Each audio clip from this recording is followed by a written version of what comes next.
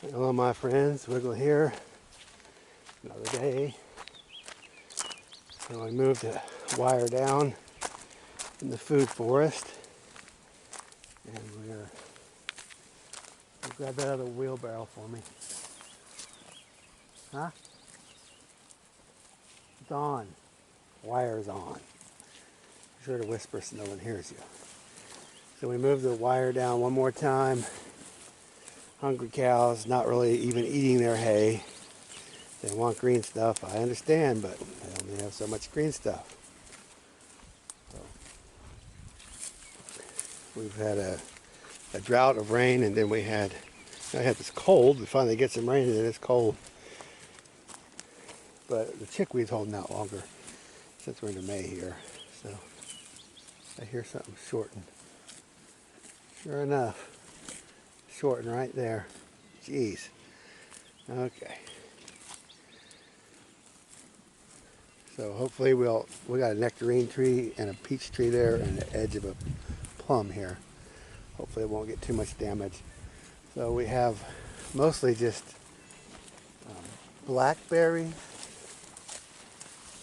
these dwarf mulberries here, and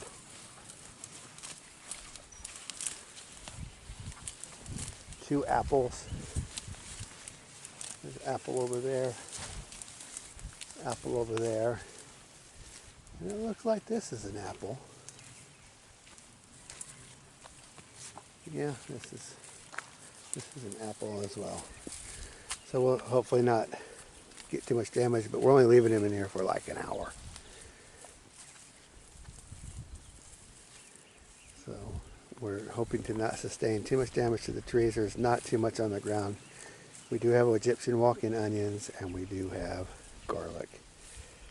But they'll pretty much just probably trample that down. But they're doing all this weeding for us, so we'll see if the damage is worth the work.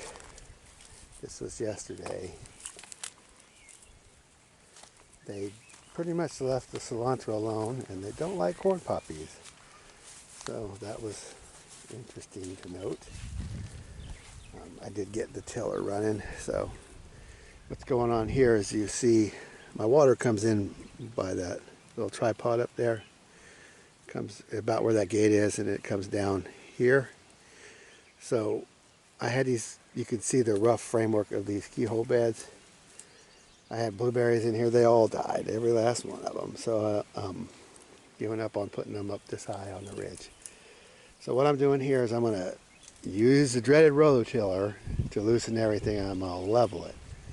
So you're going to have this whole area as a pond. Here's the outlet right here. So I can build that up as much as I need to have as much water held as I need to in this section.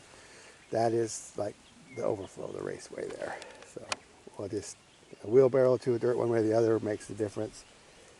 So when we do have heavy rain, that's the only time we get water in here. It's because the ridge is the road. We're way, way up here. So any water I can get to accumulate and run down here, it will flood this little pond-like area. But it's going to be for crops. So we're going to finish tilling this and rake it all flat. It won't be level. It'll be running down the hill this way.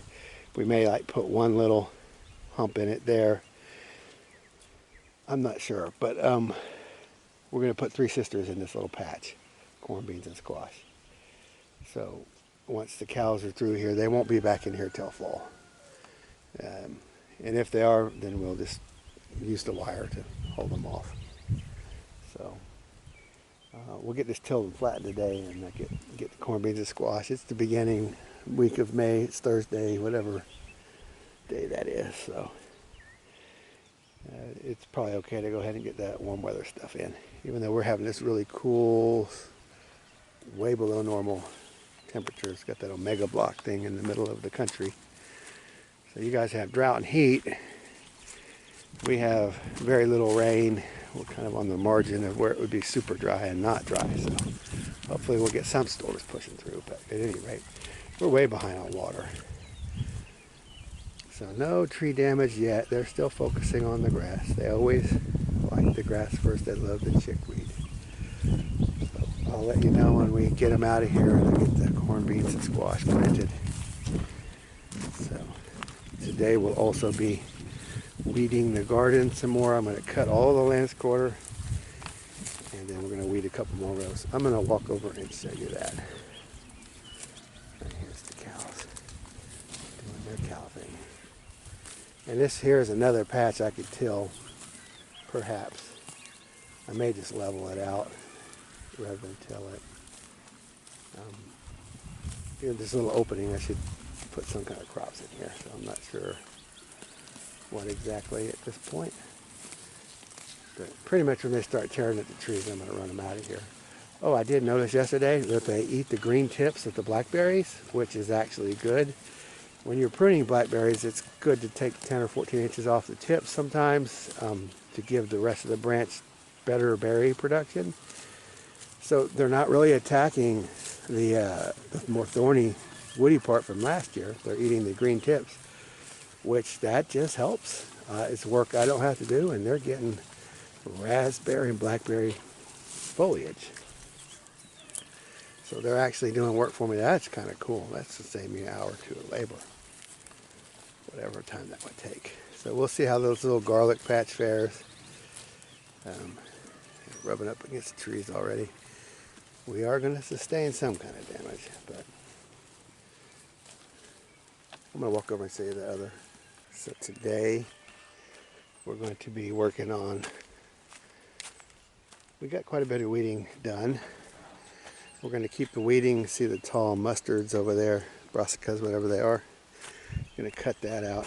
Probably cut this comfrey out because we just don't need a huge pile of comfrey here.